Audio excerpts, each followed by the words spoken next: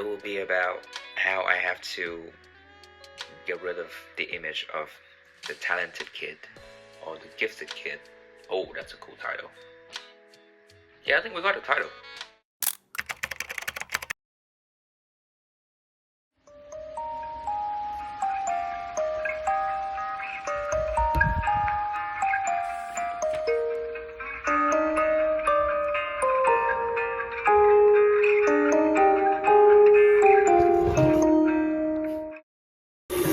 Okay, so far you've only seen me diving into each of the songs and start zooming out to figure out which piece of the puzzle it is in the whole album, right?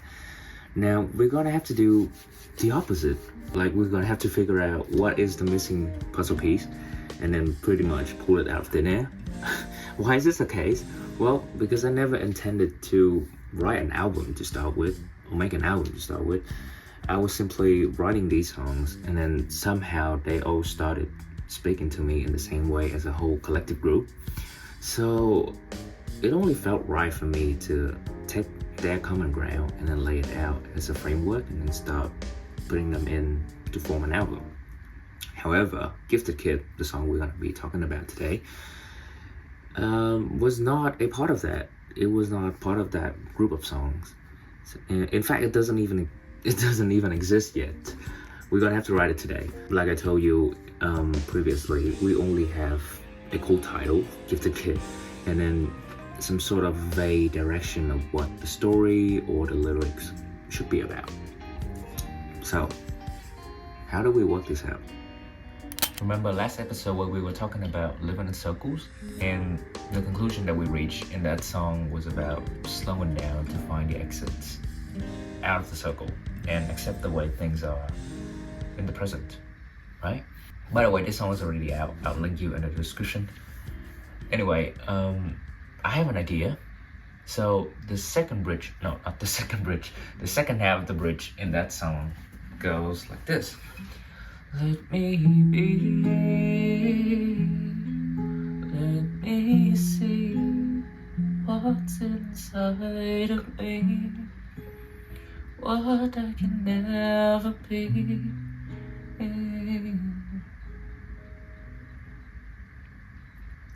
How about we pick it up from there? Like, what is it? What is inside of me? Or what is it that I can never be? Let's write Gifted Kid to answer that then. Because that would naturally situate Gifted Kid in the album's narrative, because it's picking up from a song that already fits in the album. So, just continuing the story.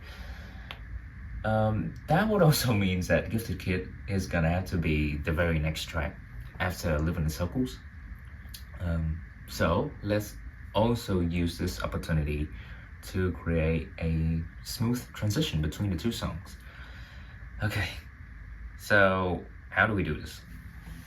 Remember, in Living in Circles, we end with the same 4 chords that we start the song with. E major 7, C major 7, A minor 9, and then we end on B major, and we were actually left hanging there, which was the 5 of the key of either E major or E minor. So it was kind of unresolved there. Are you thinking what I'm thinking? Let's start the song in E major. Well, we could do E minor as well, because like B can resolve either way, E major or E minor. But I feel like Gifted Kid should be a brighter song than Living in Circles. Well, technically Living in Circle was in E major, but with all that gaslighting, it turns out to sound more minor than it is a major key. Anyway, whether it's gonna be a normal E major or a weird one, we still don't know. We only know that it's gonna be in E major for now, or at least starting with E major. But knowing me, it's probably gonna be a weird one, because I love weird stuff. So I just had an absurd idea the other day while noodling on a guitar. Now, this is gonna sound really weird, but stay with me here. It's gonna get weird really quickly. What if we have a descending whole tone scale where every note of the scale is a major 7 chord? Now, what? I know. What? Like, what does that even mean? And like, how ridiculous would that sound? Okay, let me briefly explain to you what a whole tone scale is. Let's just say we're in the key of A as well. So a whole tone scale starting on A would be like, what sounds like this. I'll play you the scale first.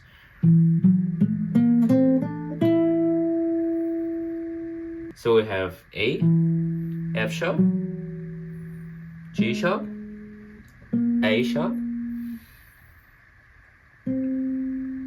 B sharp or C, D, and then back to E.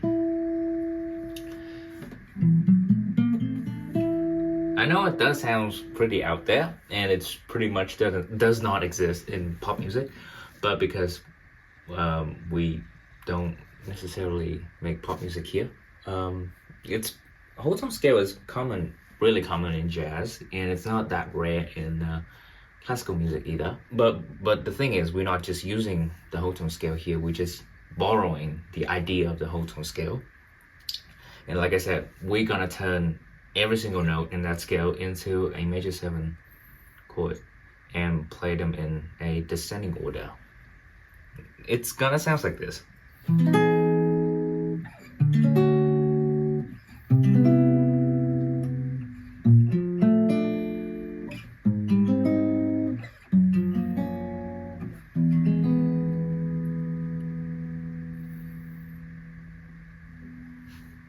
So because the interval between the notes in the whole tone scale are all equal, they're all like 2 semitone apart from each other, we conveniently return back to E major 7 as well. So it's E major 7, D major 7, C major 7. I'll just call it B flat major 7 because we're descending here. A flat major 7, C flat, no, not C, G flat major 7, and right back to E major 7. That sounds pretty cool to me, but see, I told you, it's not that bad. Okay? So we can sort of have that as an intro. I'm avoiding locking in things here at this stage because like, we're only starting out. We should still be open to all sorts of ideas. But let's just say that is a sort of intro that we can build on. And with that hypothetical intro, let's move on to the verse. As interesting as that idea is, I would say it's gonna get pretty boring once we repeat it into the verse because it is ambiguous yet predictable at the same time. And it's not even a chord progression because a chord progression is a set of chords that progress you to somewhere. Like there needs to be some sort of either pushing away or pulling towards the tonal center. Whatever we just play there, it doesn't really have a tonal center. Well, yes, it does, descending to E, but it's too one-dimensional.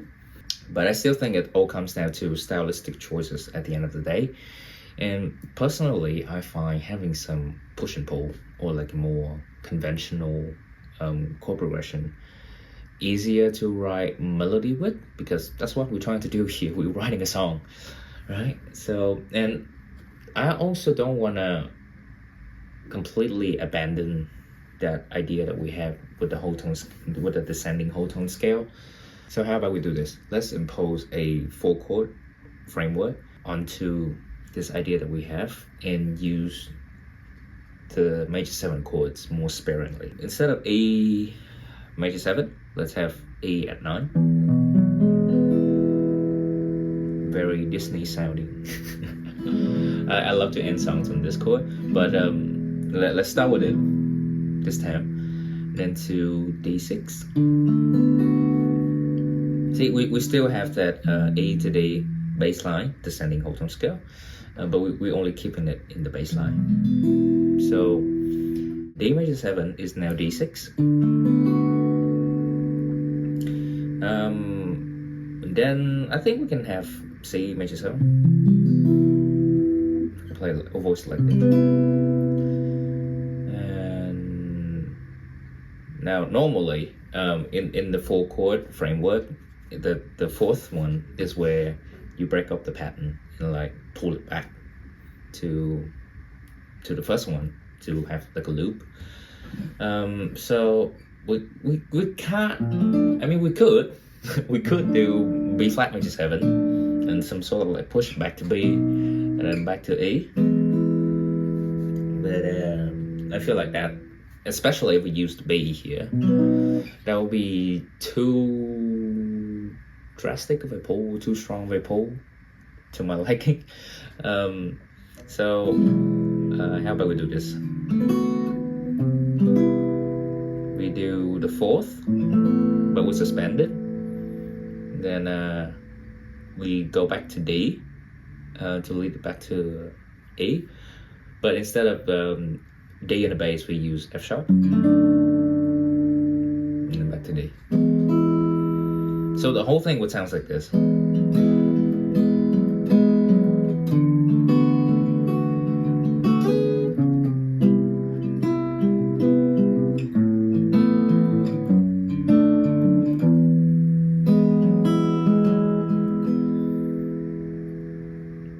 So A suspended 2 and D over F sharp. So what I find to do the job pretty well here, when compared to the original idea that we have with the whole tone scale, we didn't go that far off. Like we like looking at the bass line, we still have E going to D, still a whole tone scale, to a C as well, and then we got to A suspended. Well, A suspended is in the 4th bar of the 4 chord loop, so this is where we break the pattern a bit, and I want to use the 4th of E here, A major, or in this case A suspended, to set up a return to E major. Well, normally in normal functional harmony, we would have the 4 into the 5 and then to the 1. Right, but like I said, that was too much of a pull to my liking, and it's not the vibe we're going for here. That's also why I prefer D over F sharp here, is because, well, technically it's a D major chord, so we're still staying true to that whole tone idea that we have, but instead of having D in the bass, we have F sharp. Which one, stop the bass line from jumping around too much, and secondly, when we look at the interval from C to A is a minor third, right? So we're extending the interval here. We're extending from major second. Now that interval is a minor third, and then A to F sharp is also a minor third. And back to E, major second again, in terms of the interval. So how do we write a melody or the lyrics here? Well, since the chords are giving me some sort of like, I don't know, adventurous, supernatural, rock star vibe,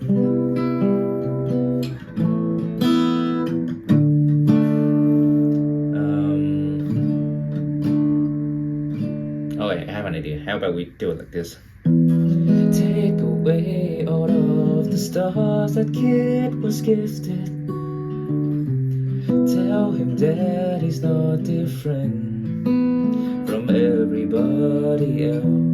Hold it back the thought, don't want to hear you should light up the sky. Not every star belongs in the same sky.